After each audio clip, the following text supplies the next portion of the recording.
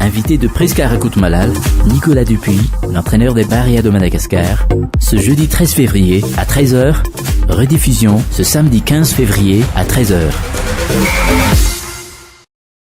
Chers auditeurs et auditrices d'Alliance 92, un autre sujet qui tient à cœur aux footeux, mais aussi à la majorité de la population, et de ce foot que l'on adore, que l'on commence ou recommence à apprécier. Cela, Ranjay Mahmoud, puisque nous sommes à deux ici, avec comme invité Nicolas Dupuis. Bonjour à vous. Bonjour à tous. Oui, bonjour, monsieur l'entraîneur. 2019 a marqué quand même Madagascar. Le sourire est revenu, l'espoir du foot est revenu. C'était une liesse, mais ça ne s'arrêtera pas là. C'est le souhait de tous. Et tous est derrière Barré de Madagascar. Vous êtes l'entraîneur officiel, le coach comme on le dit. Et cela quand même a amené à un voyage très apprécié, que l'on pourrait dire maintenant Barré leader. Et oiseau rare également, un pays qu'on découvre également, tout cela a bousculé l'esprit d'un continent et même de l'Europe, puisque maintenant on a les yeux rivés sur Madagascar, et voilà, c'est grâce au Barré, à son entraîneur, et les médecins et toute une compagnie donc qui a mené à cette grande victoire, même sans grand trophée. C'est pas le trophée qui compte, c'est le prendre plaisir, comme le dit le coach d'ailleurs. On avance maintenant vers Cannes 2021. Oui, en fait, merci de me recevoir. C'était prendre du plaisir à donner du plaisir. Et c'est vrai qu'il y a une image qu'on n'oubliera jamais, les Barréas et moi, c'est le retour du Caire et les 8h ou 8h30 ou 9h passées dans ce bus à serrer des mains, à partager des moments de joie, de plaisir avec tous ces fans et tous ces supporters. Et au-delà de ça, même quand on était au Caire, à Alexandrie ou au Caire, on nous envoyait des images de tout Madagascar, pas simplement de Tana, mais de tout Madagascar qui était en liesse, comme vous le disiez, et ça nous donnait beaucoup de force. Voilà. Alors oui, on s'arrête pas à ça, il faut qu'on continue. Il y a plusieurs façons de voir comment on continue. Il y a déjà les Barréas, simplement les Barréas à court terme, même si c'est une équipe vieillissante et qu'on essaie de rajeunir un peu. Et puis il y a le talent qu'on peut trouver partout à Madagascar et qu'il faut utiliser, qu'il faut trouver, qu'il faut déceler, détecter et faire travailler. Et d'où donc cette option aussi, raffermir exactement aussi la politique footballistique du pays pour aller de l'avant, non ? Oui, il y a un projet présidentiel, je parle du président de la République, qui consiste à créer des infrastructures sur l'ensemble du territoire. Et ça, c'est très très important, c'est nécessaire. Et donc, avec le ministre des Sports, qui m'a nommé consultant, comme vous le savez, et ses services, on va aller un peu partout sur le territoire, vérifier l'état des travaux sur les 32 terrains qu'on doit positionner, encore une fois sur tout le territoire. Une fois que les 32 terrains seront positionnés, on mettra en place des détections, ou même dans un même temps, on mettra en place des détections des jeunes talents. Ça n'aura jamais été fait jusqu'à présent et on va le faire de façon à déceler les vrais talents, et Dieu sait qu'il y en a, et de façon à ensuite à faire à alimenter l'académie qu'on va créer sur Tana. Il existe déjà des écoles pépinières, non, il me semble. Il y a forcément énormément d'écoles de foot, mais l'idée c'est vraiment de mettre des strates, c'est-à-dire qu'on a les écoles de foot. On va mettre des centres de perfectionnement un peu partout, des meilleurs des écoles de foot, et les meilleurs de ces centres de perfectionnement vont grimper au niveau élite, c'est-à-dire l'académie, où on va regrouper les 25 meilleurs d'année d'âge. Oui, monsieur l'entraîneur, maintenant, comment vous appelez ? Entraîneur de Barréas ou monsieur le consultant, parce que on sait aussi que vous êtes consultant du Canal+, et consultant du ministère. Alors, comment gérez-vous toutes ces responsabilités ? En fait, je suis sélectionneur des Barréas, et donc quand les dates FIFA vont arriver et quand mes joueurs vont être en regroupement, je serai à 100% concentré sur la fédération et sur le football. En dehors de ces moments-là, effectivement, comme vous le dites, je suis consultant sur Canal+ International, sur des émissions. Je passe 3 semaines de mon temps sur Madagascar et 1 semaine sur la France pour faire 2-3 émissions en France. Je profite aussi de la semaine où je suis en France pour voir nos joueurs existants et parfois recruter, ce que je viens de faire dernièrement. Et quand je suis à Madagascar, je suis aussi consultant du ministre et je l'en remercie. Et je dois, avec ses services, travailler sur le développement du football en général sur tout le pays. Prisca a parlé au début de la qualification pour la Cannes 2021. Vous avez bien entamé les 2 premiers matchs de l'éliminatoire. Comment gérez-vous les autres matchs ? pour l'instant. Surtout contre les éléphants de la Côte d'Ivoire, Voilà. parce que c'est une grande nation de football. Qui a rajeuni aussi son équipe tout Oui, dernièrement. Oui, bien hein. sûr que oui. Vous l'avez dit, c'est une grande nation du football. Le grand favori de la poule, c'est la Côte d'Ivoire. Oui, c'est vrai. C'est comme si on jouait contre le Sénégal, le Cameroun, le Maroc, l'Égypte ou l'Algérie. En fait, on est le petit poussé, pas tout à fait, mais on est très inférieur potentiellement à la Côte d'Ivoire. Et bizarrement, pour l'instant en tout cas, on se situe à la première place du groupe avec 2 victoires. On a un peu loupé notre premier match. Si on fait un retour en arrière contre l'Éthiopie, Oui. à Mamas, parce que le terrain était indigne, et je remercie les services et de la mairie d'ailleurs, et de l'État de refaire le terrain totalement. Voilà, parce qu'on a besoin d'un gazon de qualité pour mettre en place notre jeu. Donc on a loupé ce premier match, mais on a gagné quand même 1-0. Alors c'est bien de gagner quand on loupe les matchs. Et par contre, on a fait un superbe match, un deuxième match au Niger. On gagne 6-2, ce qui est historique, c'est incroyable. Niger qui venait d'accrocher la Côte d'Ivoire en perdant 1-0 sur un penalty très litigieux. Dans le même temps, et dans le même temps où nous, on battait le Niger, la Côte d'Ivoire a perdu contre l'Éthiopie, ce qui ne nous arrange pas. Il faut être clair. Je n'ai rien contre l'Éthiopie, mais j'aurais préféré que la Côte d'Ivoire gagne et qu'on soit à 2 avec 6 points, et on serait beaucoup plus tranquille. Aujourd'hui, l'Éthiopie me semble très dangereuse. Très dangereuse parce que je les ai trouvés d'abord très bons chez nous. Ensuite, ils ont une double confrontation contre le Niger qui m'a semblé un peu plus fragile. Et j'ai bien peur qu'ils fassent le plein des points contre le Niger, c'est-à-dire qu'ils atteignent les 9 points. Ce qui veut dire quoi ? Ce qui veut dire que contre la Côte d'Ivoire qui nous est favori, il faut qu'on fasse un minimum d'1 point. C'est pas un manque d'ambition du tout, c'est une lucidité de ma part. Il faut qu'on sorte au moins un match nul sur les 2 matchs, de façon à avoir 7 points et être ex-aequo avec la Côte d'Ivoire au moment de terminer en juin et en septembre sur les 2 derniers matchs contre l'Éthiopie et le Niger, où là on aura toutes nos chances. Il faut qu'on ait 10 points pour être qualifié. Et cela veut dire tout simplement aussi donc chercher les meilleures pointures sur terrain et renforcer l'attaque. Oui, c'est ça. En fait, renforcer l'attaque, c'est aussi remplacer les départs volontaires et involontaires de certains de nos joueurs. En fait, on a Fanev, comme tout le monde le sait, qui a pris sa retraite, qui était notre capitaine emblématique et avant-centre. Et puis on a Dax qui a un problème par son transfert un peu compliqué au Kaizer Chiefs, de Fous à Kaizer Chiefs. Donc on a 2 joueurs à vocation offensive qui sont axiaux en plus et qui disparaissent de l'effectif. Donc il faut bien compenser ça. Et même si Carolus a été exceptionnel, je dis bien exceptionnel dans le match, d'un niveau international énorme dans le match au Niger, on a besoin de concurrence devant. Parce que, exemple, en mars, on va faire 2 matchs en 4 jours. Et on a besoin d'énergie. Donc, et c'est un peu ce qu'on nous a reproché aussi à la CAN, c'est-à-dire que je faisais jouer toujours les mêmes. Donc là, il faut vraiment qu'il y ait un peu plus de concurrence. Et donc, j'ai décidé de chercher, de recruter des joueurs à vocation offensive axiale. Donc, on a recruté Hakim qui joue avant-centre au FC Nantes, qui a déjà joué en équipe de France jeune jusqu'à Espoir. Alexandre, qui lui joue en Angleterre à Virton actuellement, qui jouait à Béziers en Ligue 2 et qui est aussi avançant dans un autre registre, c'est plus un mangeur d'espace. Hakim, lui, joue en plus en pivot, en planche, sur un bloc bas pour nous. Et puis, on a recruté aussi quelqu'un capable de jouer numéro 10, puisqu'on n'en avait pas dans l'effectif, Bastien. Voilà, donc j'ai décidé de recruter 3 joueurs. Je tiens à signaler et un grand merci au président de la République, parce que il m'a donné la possibilité d'avoir les passeports très rapidement. Il faut savoir qu'en fait, les dossiers sont difficiles à faire. Ouais. Il faut avoir les passeports malgaches. Donc déjà, il s'est assuré du sang malgache de chacun. Mais il faut ensuite avoir les passeports malgaches, envoyer la photocopie de ces passeports à la FIFA avec un courrier de chacun des joueurs disant qu'ils optent pour l'équipe nationale A de Madagascar. C'est-à-dire qu'il y a tout un process à suivre. Il y a tout un process à suivre. Que l'on n'ait pas de problème autant avec les clubs de chacun. Donc, je tiens à remercier à nouveau le président parce qu'il a fait accélérer les choses, parce que sans lui, on n'y serait pas arrivé. Oui, vous avez parlé des attaquants dans le Barya, et on a parlé beaucoup Ludovic Ajorc. Oui. Vous êtes là pour bien éclaircir son cas. Ludovic, je l'ai eu plusieurs fois au téléphone. Il ne m'a jamais dit non, mais il ne m'a jamais dit oui. Il m'a dit simplement, il m'a expliqué que c'était sa première année en Ligue 1 en France, à Strasbourg, qu'il était en concurrence ardu au niveau de la Ligue 1 en France et qu'il fallait qu'il se concentre sur son club. Donc moi, je respecte ça. Il est très respectueux de ce qu'on fait. Il nous a suivis à la CAN.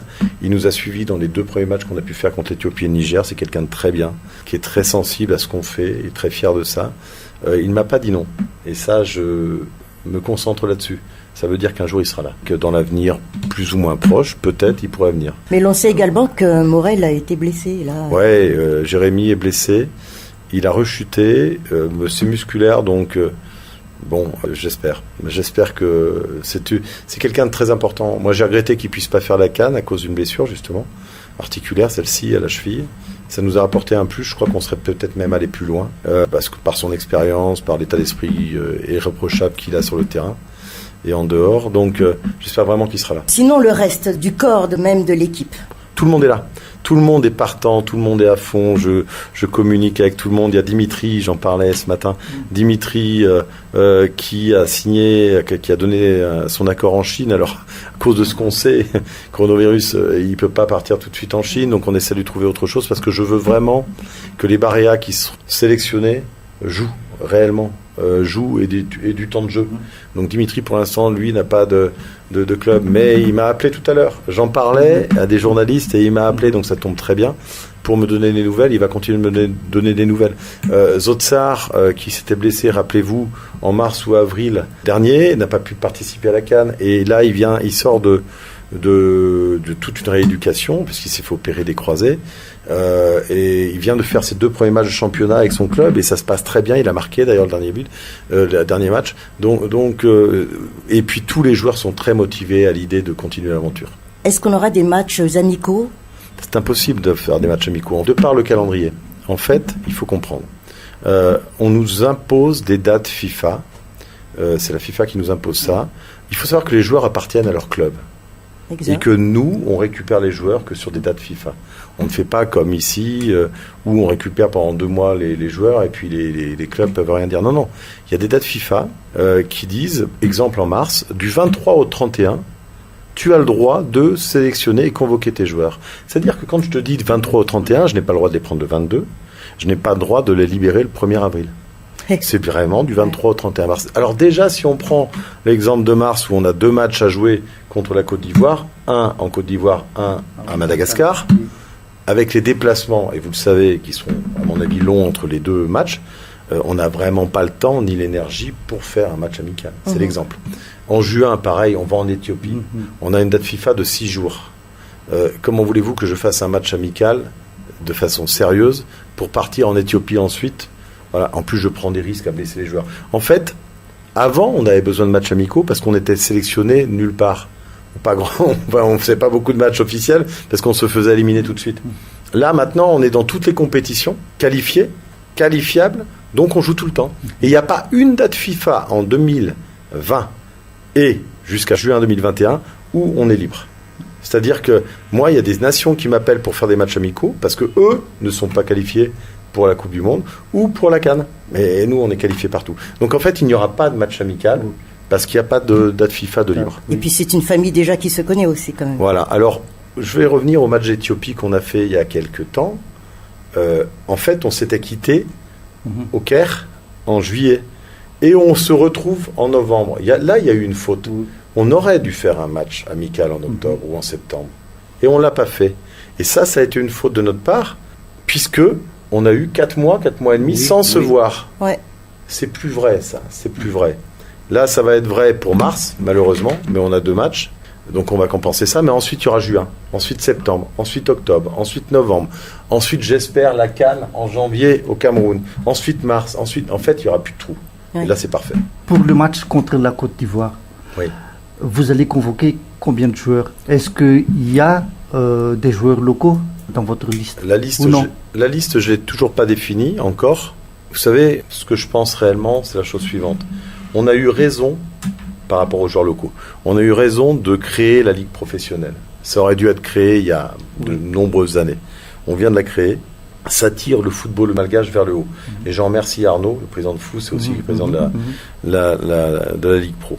Mais il y a encore, moi qui habite maintenant, je suis résident à Madagascar, il y a encore, moi voyant les matchs, il y a encore une grosse différence entre le jeu des expatriés et le jeu des locaux. Il faut le savoir. Mais les locaux en ont conscience totalement. Quand ils viennent en groupement avec les expatriés, ils comprennent tout de suite la différence, surtout tactique. Dans la rigueur défensive, en non-possession, les déplacements, et ainsi de suite, il y a énormément de différences. Bon, on est en train de combler cette différence par le fait d'avoir fait la Ligue Pro. Donc, j'en viens à ce que vous me disiez, vous me posiez la question de savoir s'il y aura des locaux. S'ils sont meilleurs, et si je pense qu'ils sont meilleurs que les expats, oui, il y aura des locaux. Mais c'est très difficile. Exemple, à la CAN, j'avais 3 locaux, il y en a un qui a un tout petit peu joué, d'accord ? C'est Badjo. Ouais, un tout petit peu. Et donc, c'est très compliqué. Et Badjo n'est pas dans sa forme la meilleure en ce moment. Et je recrute en plus un milieu de terrain qui s'appelle Eri. D'accord ? Donc, moi, je pense sincèrement qu'il faut qu'on comprenne, comme toutes les nations africaines de haut niveau, qu'il faut qu'on ait 2 équipes compétitives. Pourquoi ? On a une équipe qui doit faire la CAN et la Coupe du Monde, d'expatriés, comme toutes les autres équipes africaines. Et on a une équipe qui doit faire le CHAN et une bonne fois pour toutes se qualifier pour le CHAN. Et tout le monde prend plaisir à jouer. Tout le monde prend plaisir à jouer. Et si on peut de temps en temps faire monter des joueurs qui jouent au CHAN dans l'équipe des Barea A, expatriés, tant mieux. Oui. Ça les fait grandir et c'est bien comme ça. Mais déjà, faisons en sorte d'avoir une bonne équipe CHAN qui soit capable de se qualifier pour le CHAN. Et la meilleure façon de le faire, c'est de prendre enfin les meilleurs joueurs et ne pas arrêter de faire des arrangements. Voilà. Moi, je condamne ça. Je ne veux plus voir des équipes qu'on propose à la CHAN sans avoir recruté tel et tel joueur qui sont meilleurs que ceux qu'on propose. Voilà. Le cas de Dax, aujourd'hui, ça sonne beaucoup aux oreilles des Malgaches. Comment vous expliquez ? Parce que Dax a déjà dit que... Il a déjà parlé sur avec moi. Ouais. Dax je remercie Dax parce qu'il m'a appelé tout de suite. Quand il a eu la nouvelle de Kaizer Chiefs et de la FIFA, il m'a appelé tout de suite avant-hier. Il m'a envoyé un message en me disant « Coach, je suis suspendu ». Dax, c'est finalement le même problème qu'Arnaud maintenant. En fait, on a un gros problème. On avait un gros problème. Je pense qu'on est en train de le corriger à Madagascar. C'est qu'on n'avait pas de foot professionnel. Nos joueurs sont amateurs. Donc, comme nos joueurs sont amateurs, les clubs qui prennent ou qui viennent prendre nos joueurs croient qu'on est réellement amateur et qu'ils peuvent les prendre sans contrepartie. Ça, c'est pas bien. Il faut que nos clubs, je pense à Fous pour Dax ou à Jessaya ou la CNAPS, c'est compliqué pour Arnaud, et un retour sur investissement. C'est-à-dire c'est eux qui les ont formés. À un moment, quand un club européen ou pour Dax d'Afrique du Sud achète entre guillemets un joueur ou le fait signer, il doit y avoir une petite contrepartie financière. Donc je crois que le problème il était là. C'est que Arnaud, le président de Fous, je connais pas trop le dossier, mais moi j'étais au départ du dossier quand Kaizer Chiefs a voulu prendre Dax. J'étais là pour traduire à Dax ce que Kaizer Chiefs proposait. Je trouvais ça génial. Qu'un Malgache puisse avoir une évolution quand même une évolution énorme. Moi je suis pour ça, je le dis franchement, et je le défends à fond, et je lui ai traduit, et il y avait une somme à 5 chiffres en dollars par mois qu'il allait toucher, qu'il n'aurait jamais touché à Fous, donc c'était une chance pour lui. Et ça, je crois qu'Arnaud est totalement d'accord avec ça, le président de Fous, c'est pas un problème. Simplement, et ça aurait peut-être été bien que Kaizer Chiefs donne une petite somme d'argent à Fous. Voilà, c'est ça. Et d'ailleurs, je crois qu'aujourd'hui, ils sont condamnés à donner cette somme d'argent-là. Et puis, ça ne va pas les faire boiter, ça ne va pas les embêter, parce que c'est pas grand-chose par rapport à leur budget à eux. Moi, je crois que réellement, c'est la moindre des choses. Pour revenir à Arnaud, pour parler d'Arnaud, je regrette qu'il ne soit pas parti à Grenoble, je le dis franchement. Parce que, y compris pour les Barea, un jeune de 19 ou 20 ans qui a la possibilité de signer à Grenoble, c'est une chance pour lui, déjà, et c'est une chance pour les Barea de le faire progresser, parce qu'il a besoin de progresser. Arnaud, c'est une pierre à l'état brut, qui tactiquement est tout fou. Enfin, mais s'il signe dans un club professionnel comme celui de Grenoble, il va apprendre énormément. C'est pas le cas, tant pis. De toute façon, la leçon à en tirer, c'est clair. Donc, quand il y a contrat, appliquons-nous au contrat. C'est ça, voilà. Et puis que les clubs rentrent en contact directement avec les clubs et qu'il n'y ait pas d'intermédiaire qui essaie de gagner un tout petit peu au milieu. Là, c'est pas bien. Oui. Alors, je voudrais revenir, si tu me permets, Torcelin, sur cette rencontre que tout le monde attend, Madagascar-Côte d'Ivoire. La Côte d'Ivoire, je connais pas le coach de la Côte d'Ivoire, mais je crois que c'est un local d'ailleurs qui a été pris, en moins qu'ils sont en train de réfléchir à changer d'ailleurs. Pour revenir à ce match-là, c'est vrai que moi aussi je l'attends, et non seulement je l'attends, mais je travaille déjà en visionnant la Côte d'Ivoire. Ça va être très difficile. Ça va être très difficile parce que la Côte d'Ivoire est dos au mur. Ils n'ont pas le droit de se louper contre nous parce qu'ils pourraient tout simplement être éliminés de la CAN s'ils se loupent contre nous. Donc on les joue au très mauvais moment. C'est-à-dire, c'est pour eux aussi quand même le match de la dernière chance pour eux, accéder. Ne pas passer et ne pas gagner contre Madagascar, ce serait une catastrophe. Ça fera mal. Ça ferait mal. Ouais. Ce qui serait logique chez nous, quasiment, ou une surprise si on les battait, pour eux, c'est une obligation. C'est totalement différent. La Côte d'Ivoire est obligée, de par son statut, les joueurs qu'elle a, de battre Madagascar. Pour Madagascar, battre la Côte d'Ivoire, c'est un exploit. C'est ça qu'il faut comprendre. C'est qu'aujourd'hui, on oublie un peu, par rapport aux résultats qu'on fait actuellement, on oublie un peu qu'on reste loin de ces équipes-là, encore. Ils sont meilleurs que nous. Mais on est malin. Parfois, j'ai une bonne équipe de bons copains, et peut-être on peut opposer à ces joueurs de qualité individuelle Côte d'Ivoire, les Ivoiriens, une bonne équipe de copains, bien travaillés, de Malgaches, soutenus par 25 millions de Malgaches, qui peut faire un exploit. Et la moyenne d'âge actuelle donc de cette équipe? On est en train de descendre, nous, on était à 28 ans, 29 ans presque à la CAN, avec l'arrêt de Fanev, ça nous a fait du bien. Et puis surtout le recrutement des 3 que je viens de faire, 21, 26 et 27 je crois. On est en train de diminuer un petit peu. Voilà. On a encore des joueurs un peu vieillissants, mais qui sont capables d'aller jusqu'à la CAN sans problème, voir la Coupe du Monde, si on y va. Mais bon, je cherche des joueurs un peu plus jeunes actuellement, c'est sûr. Mais nos cadres, je pense à Jérémy, je pense à Bolide, par exemple, qui sont les plus âgés maintenant. On a besoin d'eux. On a besoin d'eux. Le match contre la Côte d'Ivoire, c'était un match capital pour la qualification? Non, c'est pas capital. Puisque je vous ai dit tout à l'heure qu'il faut 10 points. Je pense qu'il faudra 10 points. C'est-à-dire que si on perd les 2 matchs contre la Côte d'Ivoire, il faudra qu'on gagne les 2 matchs. Mais vous avez dit que la Côte d'Ivoire, c'est l'équipe favorite du groupe? Oui, ça je l'ai dit et je le maintiens. C'est normal, la Côte d'Ivoire, c'est l'équipe favorite du groupe. Par contre, je vous dis qu'il faut 10 points pour aller se qualifier. Si on perd les 2 matchs contre la Côte d'Ivoire et qu'on bat l'Éthiopie et le Niger, on aura 12 points. Et on sera qualifié. Mais il n'y a pas de match amical. Comment préparez-vous le match contre la Côte d'Ivoire alors? Je vous ai expliqué. On a 8 jours pour faire 2 matchs. Mais il n'y a pas de match amical. À quel moment? Je vous explique. Oui. Je n'ai pas le droit de déroger aux dates FIFA. Il y a des dates FIFA qui me sont imposées du 23 au 31. Le 23, je réunis mes joueurs, on va prendre l'avion pour aller en Côte d'Ivoire. Le 26, on va jouer. Le 27, on va galérer pour revenir à Madagascar. Et le 30 ou le 31, on va jouer. Donc en fait, l'espace-temps est très court. Donc, on ne peut pas. Et si vous me dites qu'il faut faire un match amical en février ou début mars, je n'ai pas le droit, puisque je ne suis pas en date FIFA. Oui, vous n'avez pas le droit. Mais non. Comment préparez-vous la rencontre alors? Le mieux possible, en visionnant au maximum l'adversaire et en changeant au minimum mes joueurs. C'est-à-dire que mes joueurs ont l'habitude de travailler avec moi, ils ont l'habitude de travailler ensemble, et il ne s'agit pas de changer mes 20 joueurs. Il faut que je garde mon ossature parce qu'ils ont l'habitude de travailler ensemble. Et la communication compte énormément. Bien sûr. Voilà. Mais parlons terrain. Oui. D'habitude, oui. on joue sur un véritable gazon.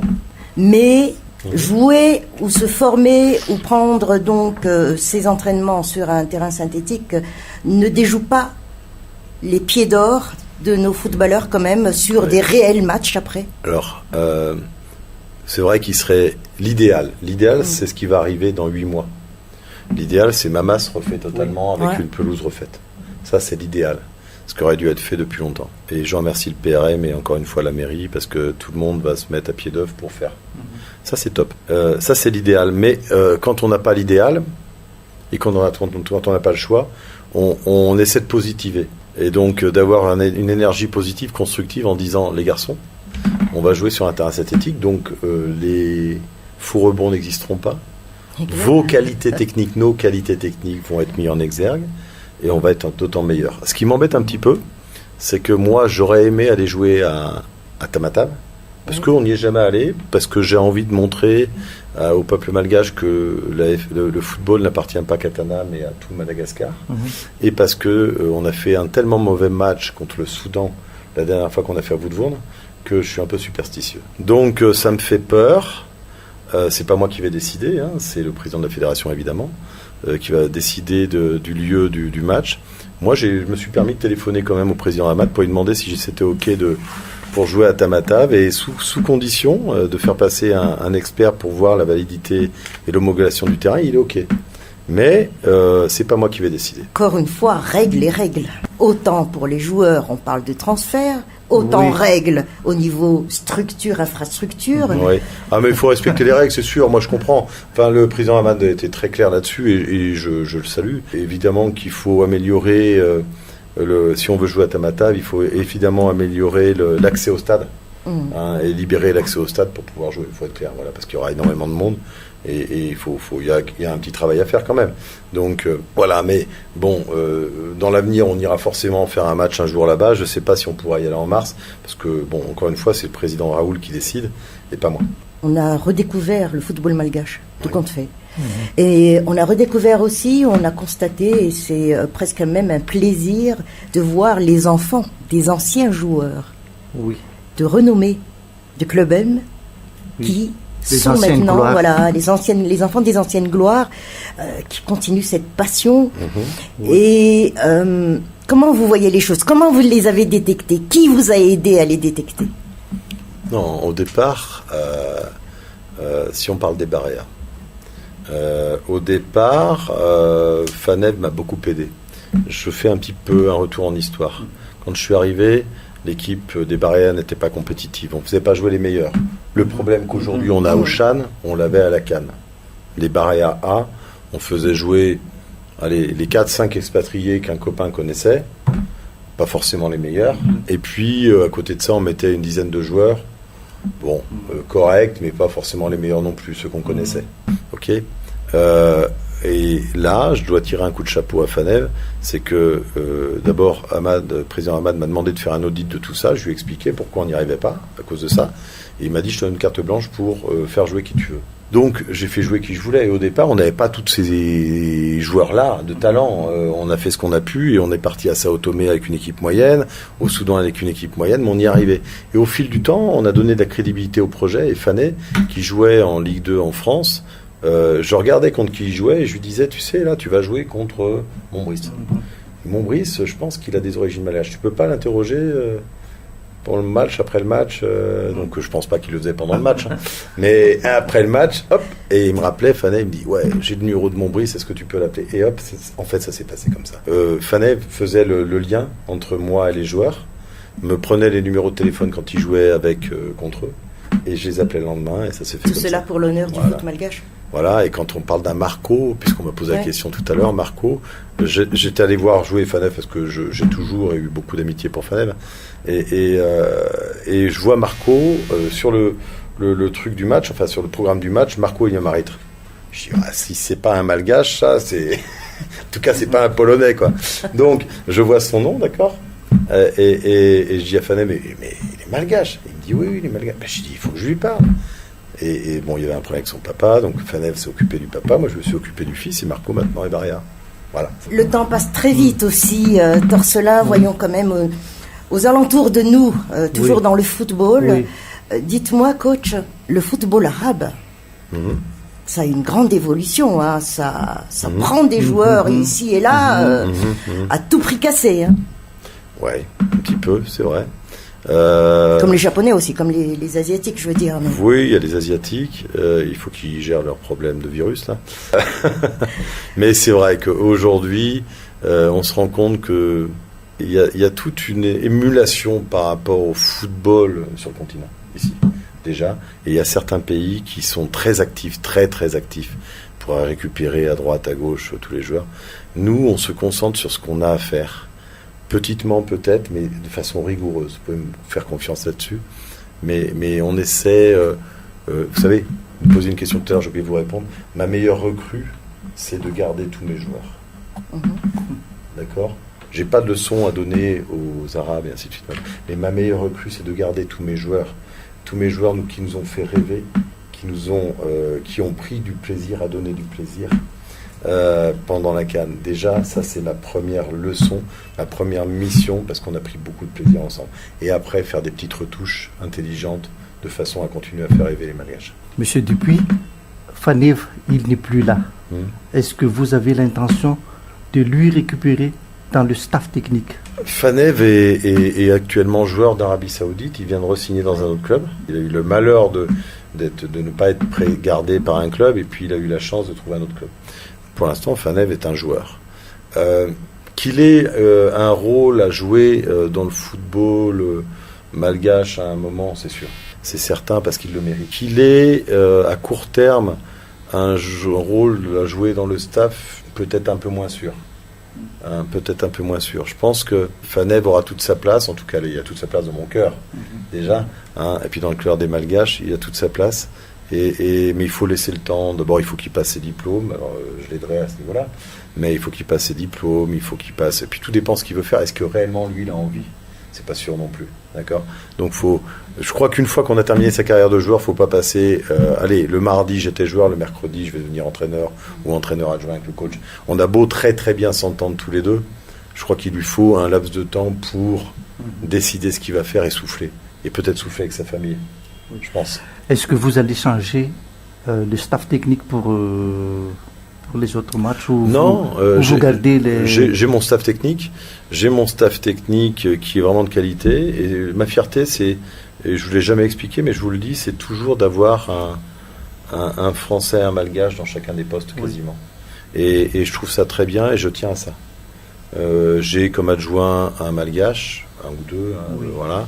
Auguste, Auguste par exemple, voilà, ou un autre, mais parce que ça peut être aussi à tour de rôle, parce que c'est formateur aussi.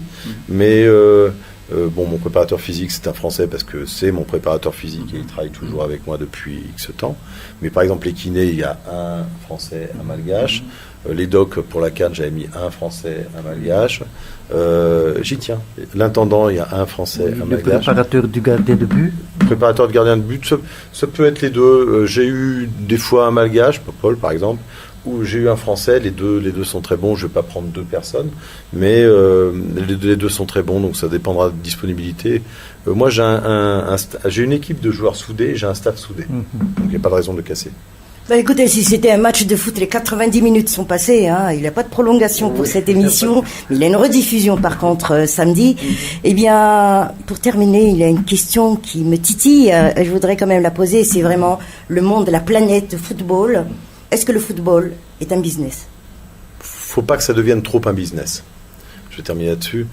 C'est d'abord un plaisir, une joie de jouer, de se retrouver ensemble. Et se retrouver ensemble, de jouer et de partager avec les gens qui nous regardent. Et moi, je préfère cette image-là que le foot business. De toute façon, si je pensais que le foot business était le plus important, je ne serais plus en train d'entraîner à Madagascar et de travailler pour Madagascar. Mais malheureusement, ça va un peu dans ce sens-là. Il faut qu'on se préserve de ça un petit peu, nous. Voilà. Chers auditeurs, on était en compagnie de l'entraîneur national des Barrés de Madagascar, Nicolas Dupuis, mais également consultant aussi au niveau du ministère donc des Sports et également consultant au niveau de Canal+. Et on a eu cette chance de l'avoir sur Alliance 92. Merci. Merci à vous.